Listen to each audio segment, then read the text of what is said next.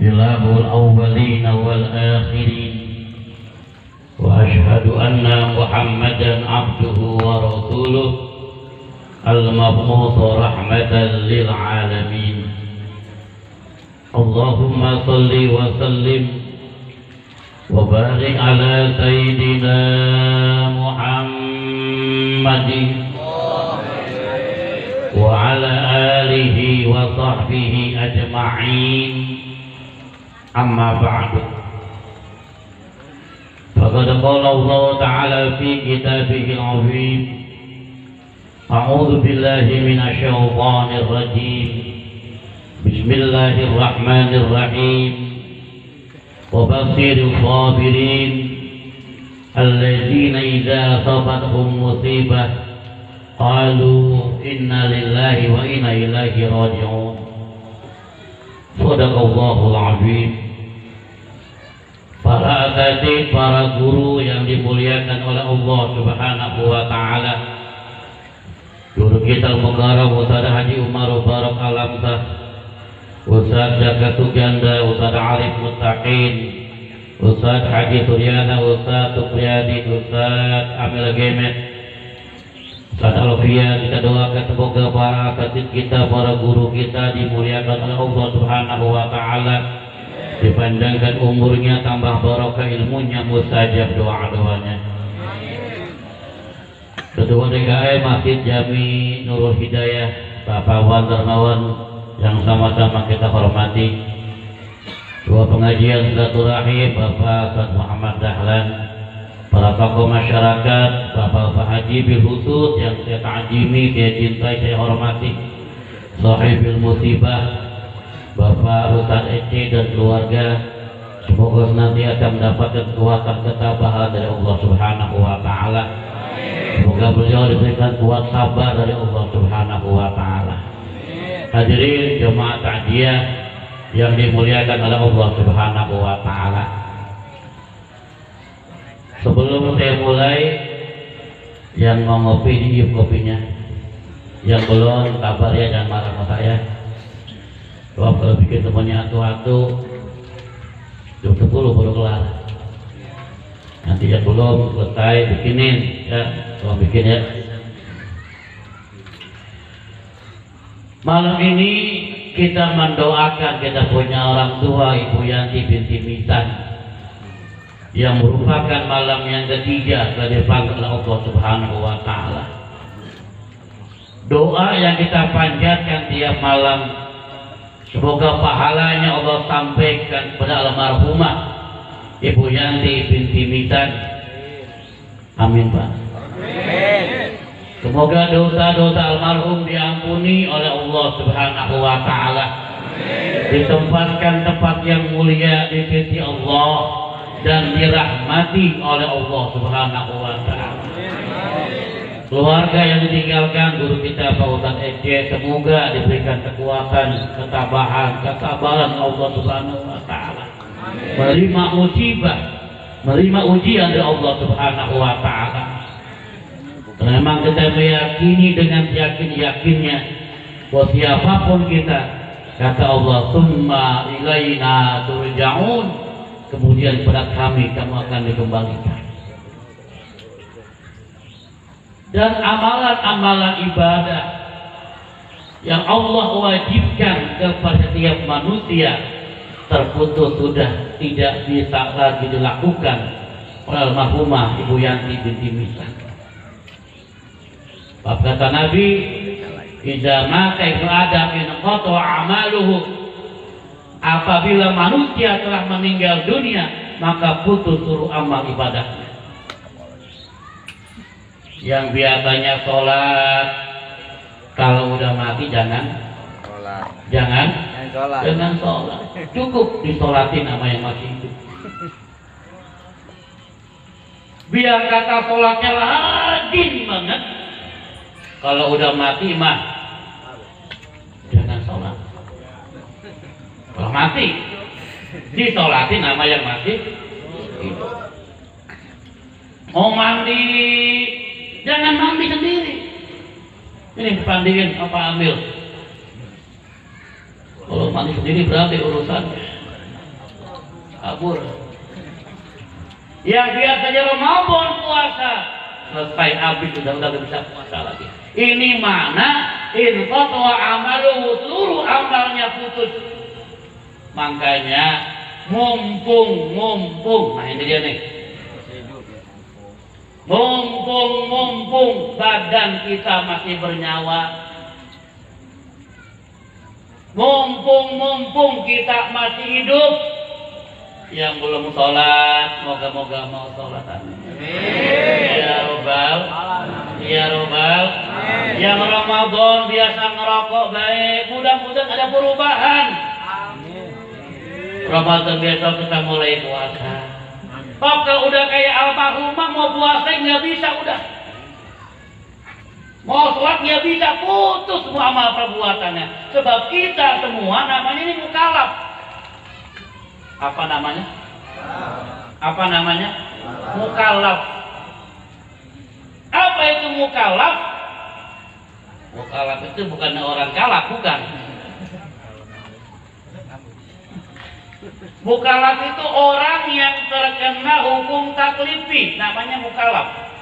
Apalagi taklifi nih, ikut ngaji urusannya nih. Bahasanya aneh-aneh, mukallaf, taklifi, orang ngerti ya. Saya rasa dia data itu bahasa agamanya. Ya. Maksudnya hukum taklif itu orang yang udah terkena hukum wajib, yang terkena hukum sunnah, yang terkena hukum makruh, yang terkena hukum haram, mubah. Itu hukum taklifi namanya itu. Kita nih orang yang sudah terkena hukum wajib. Apa itu? Puasa Ramadan wajib. Puasa Ramadan wajib. Sholat wajib. Jadi kita terkena namanya hukum taklifi sudah. Kita orang mukallaf, orang yang sudah terkena hukum.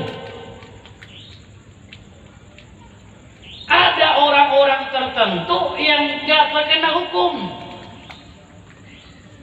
Kata Nabi, ada riwayat dari Imam Abu Dawud dari Ali bin Abi Thalib, rufi al-qalamu ala salasin. Diangkat pena itu, artinya diangkat pena tidak tertulis terkena hukum taklifi, enggak tertulis mendapatkan hukuman bila dia berbuat salah. Ala salasin, ada 3 golongan. Ini 3 golongan ini dia terbebas dari hukum taklifi. Rufi al-qalamu, diangkat pena. Siapa itu? Pertama, anin naimi hatta yastaiqidho. Hatta yastaiqidho. Naimi pakai alif bukan pakai ain. Bukan naim tapi naim pakai hamzah. Siapa itu? Yang diangkat pena anin naimi hatta yastaiqidho, orang yang tidur sampai dia bangun. Jadi Bapak, kalau orang tidur itu enggak terkena hukum taklifi. Umpamanya lagi tidur, tiba-tiba lagi tidur matanya merem. Ngeloyok deh, ada kan orang dia? Lagi tidur jalan kan? Ada enggak? Lagi tidur jalan. Kata lindur ya. Ligo apa tuh? Ligo. Ya, lindur. Tahu ada batu dia bagel dia Pak Haji Umar tuh. Umpamanya Pak Haji. Itu enggak ada hukuman dong. Orang tidur, tapi benar-benar tidur Pak Haji. Kalau orang tidur, itu namanya apes. Apa sih Pak Haji? Ya orang benar-benar tidur dari lindur, itu rufi al-qalam. Hatta ya saya gini sampai dia bangun. Kalau dia tidur dalam keadaan benar-benar tidur, kalau pura-pura tidur beda lagi Pak Haji. Pura-pura tidur Pak Haji dibagel, gampar balas itu balas. Pura-pura tidur konyol. Ini tidur beneran maksudnya. Lindur, ngigo. Rufi al-qalam, dia angkat nih kolam. Enggak sholat, enggak apa-apa.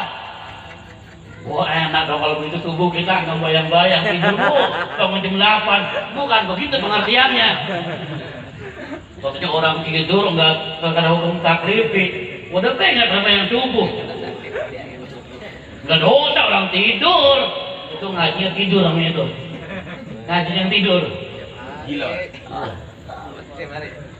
Bukan begitu pemahamannya. Ya. Tetap yang puasa subuh wajib. Kalau yang makan kesiangan, sesekali dia saja Allah kalau subuh kesiangan. Itu beda tuh. Kalau tiap hari bangun jam 8, mana namanya bukannya kesiangan, maka belum paham atau tidak paham? Orang kan Pak ada yang makan kesiangan, kita lagi buat ibadah, barang kan lagi capek, lagi lelah, duduk tak nggak dengar ajan, saja terjadi walaupun dia rajin ibadah. Bukan kebiasaan atau tuh ikat.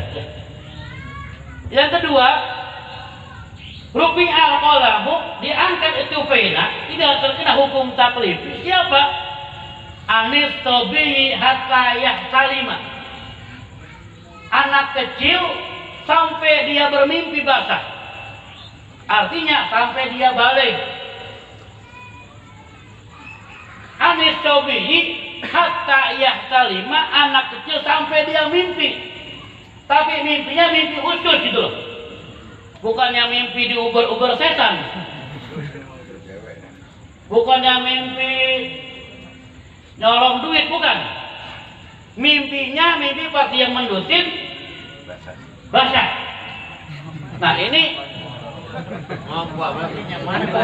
dulu bahasa yang mana lagi nih? Ya, wajib aja maju umum tidak hantar beda. Pikir. Bahasanya lengket sih. Selama anak kecil belum dia bangun di basah atau belum sampai, nanti kalau kita ngaji pikir ada batasan balik ya. Yang bahasa juga ada umur dia 15 tahun umumnya. Nah, anak kecil itu enggak terkena hukum taklifi. Anak kecil ketika orang-orang puasa Ramadan dia enggak puasa, enggak dosa. Bocah. Orang-orang sholat dia enggak sholat, enggak dosa. Bocah.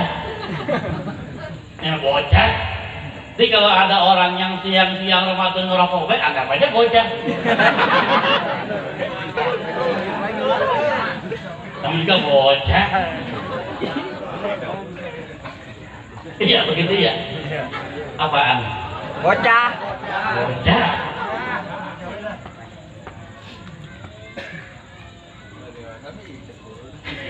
Udah tamat ini. Pakai diterusin.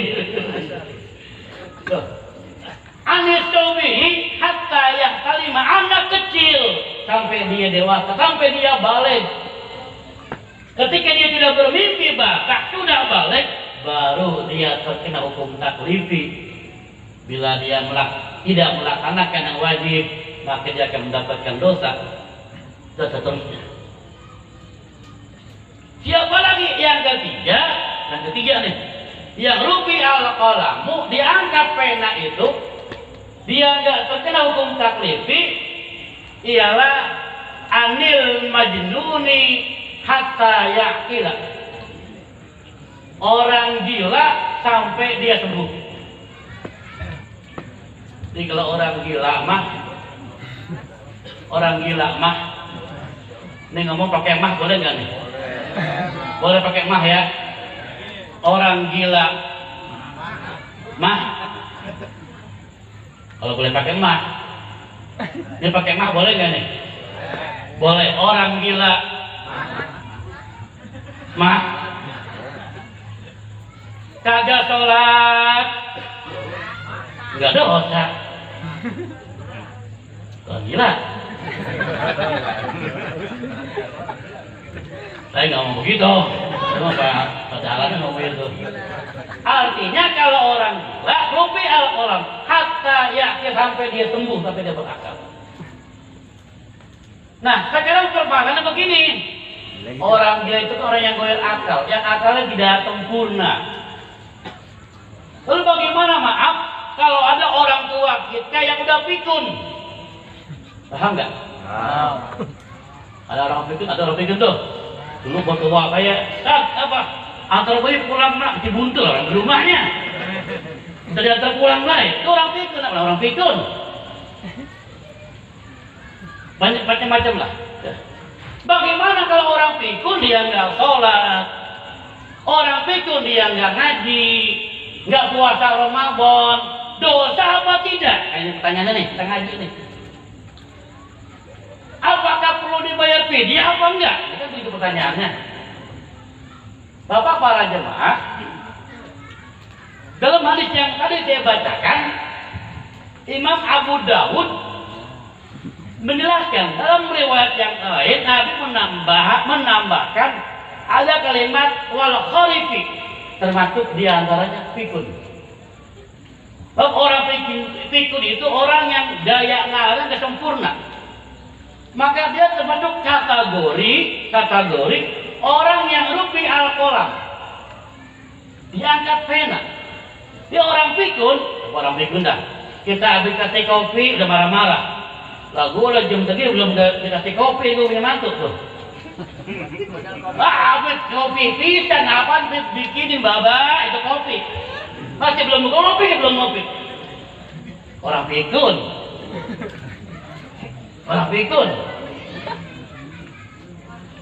Nah, maksudnya begini, siapa itu apabila ada orang yang sudah tua, sudah dalam kondisi akalnya kan waman nu'ammirhu nunakisu dan Yasin, barang siapa yang kami panjangkan umurnya, kami kurangi bentuk kejadiannya, yang mulai kecil cerdas, dari kecil dari ingat hebat, udah tua kadang sering lupa-lupaan, bahkan udah tua kadang dia pikun.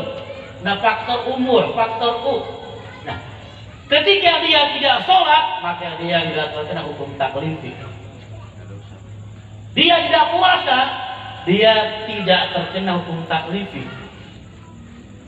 Apakah perlu difidyahi? Oh tidak, sebab memang enggak terkena hukum taklifi. Yang dibayar fidyah itu begini, Bapak nanti kalau ngaji habis subuh di masjid akan ketemu babnya deh di bab puasa. Al-qainu minasini, orang yang tua umurnya, maka boleh dia tidak puasa tapi dia bayar fidyah. Yang hari 1 mud, liter kurang teraup. Siapa itu? Orang tua yang rentak, yang fisiknya lelah, lemah, tapi daya nalarnya masih normal, paham nggak? Nggak pikun. Dia nggak pikun, tapi memang karena fisiknya lelah, fisiknya lemah, tua, rentak, maka dia boleh nggak puasa. Maka gantinya dia mesti bayar fidyah 1 hari 1 mud. Paham? Apaan? Iya. Paham lama apa ya paham itu? Bayar fidyah 1 hari 1 mud. Tetapi kalau dia tinggalkannya, nah ini, tidak puasanya karena pikun, maka dia tidak wajib bayar fidyah. Paham gak begini? Paham ya? Jadi orang tua itu kalau dia nggak puasa cuma karena fisiknya yang lemah, maka dia masih wajib bayar fidyah. Selama otaknya masih normal, dia ingat nalarnya masih normal. Tapi kalau dia nalarnya udah nggak normal, kena pikun, maka tidak lagi bayar fidyah. Nggak sholat, ya nggak apa-apa, nggak dosa, nggak perlu dikodok. Ini kita lagi cerita sholat boleh dikodok nih. Nanti Bapak akan menemukan keterangan ada yang mengatakan kalau sholat nggak boleh dikodok. Ya, yang boleh dikodok itu hanya puasa. Nah sekarang kita cerita pendapat yang lainnya, yang sholat boleh dikodok, puasa juga boleh dikodok. Ya. Biar gampang ngomong ini, jangan nanti kok emang sholat boleh kodok, aja begitu ya. Nanti dua pendapat, ada yang mengatakan kami diperintahkan untuk mengkodok puasa, tidak mengkodok sholat. Beda pendapat lain, termasuk sholat pun boleh dikodok. Sekarang kita lagi cerita sholat boleh dikodok, pendapat yang kedua. Ya. Nah, bagaimana orang yang meninggalkan sholat dalam kondisi semacam itu? Maka dia tidak perlu mengkodok, orang pikun, dan dia tidak dosa. Dia perlu bayar fidyah. Nah, fidyah, kalau bicara fidyah, kita kan otentiknya kalau orang menjuari 40 ya, bayar fidyah tuh, paham nggak? Paham nggak? Nah, itu pun jangan menjadi andalan. Fidyah itu kan namanya sholat. Begini Bapak, kalau puasa bayar fidyahnya itu masih hidup, boleh. Seperti yang saya jelasin, ngerti nggak? Yang orang tua udah lelah, dia nggak puasa, boleh. Orang yang masih hidup dia bayar fidyah, ya, ke fakir miskin. Nah, bagaimana ini yang kita biasa tradisi di kampung kita? Kadang-kadang 7 hari, kadang-kadang 40 hari, ada masa dia baru bayar fidyah, dia fidyahkan orang tuanya. Boleh, ya boleh. Paham nggak? Boleh, tapi yang namanya fidyah bukan mengganti sholat. Nih, kalau fidyah mengganti sholat, wah, enakan orang yang kaya, Pak. Iya, iya. Yang sawahnya berhektar-hektar, aku siapin sekian ton, hitung berapa waktu pokoknya gua sembahyang. Udah aman, nggak begitu. Fidyah itu cuma tambelan kain yang bolong. Kita sholat, kadang-kadang melamun. Sholat, kadang-kadang hati kita melayar kemana-mana. Sholat, kadang-kadang ketiduran. Nah, itu yang ditambal dengan fidyah. Ibadah itu kain yang bolong. Fidyah cuma tambelan gitu. Sekarang jangan ngandelin fidyah aja. Sholat nggak pernah. Sama juga kita punya toko tambelan kainnya nggak gableng. Apa yang mau ditambel? Orang kainnya nggak punya. Paham maksudnya? Ini nggak ada gunanya itu tambelan, nggak ada gunanya fidyah kalau dia nggak pernah sholat. Paham? Itu bukan mengganti sholat yang tinggal, kalau tidak. Kalau ketika dia ibadah sholat, gak khusyuk, sholat ngelayap kemana-mana hatinya. Hati yang tertinggal dengan tidak sengaja dan seterusnya. Nah, maka mudah-mudahan. Ya. Jadi, itu 3 tadi itu. Ya. Diangkat pena, tidak terkena hukum taklifi. Termasuk diantaranya, walau khorofi, orang yang fikun. Ya. Dalam riwayat Imam Abu Dawud, itu termasuk orang yang meninggalkan sholat, meninggalkan puasa, tidak perlu dikodok dan tidak perlu dibayar fidyah, tapi diangkat oleh orang-orang semacam itu.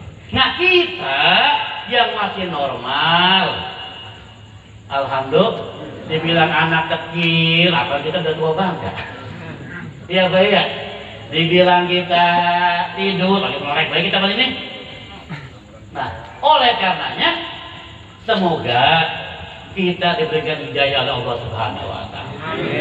Hati kita digerakkan. Saya yakin kalau teman-teman kita bukan ya benci sholat, bukan, belum datang hidayah, gitu loh. Penting ya. Kita doakan. Sebab siapapun orang rusaknya di masa mudanya, rusaknya di masa lalunya, nanti yang diponten akhir hayatnya.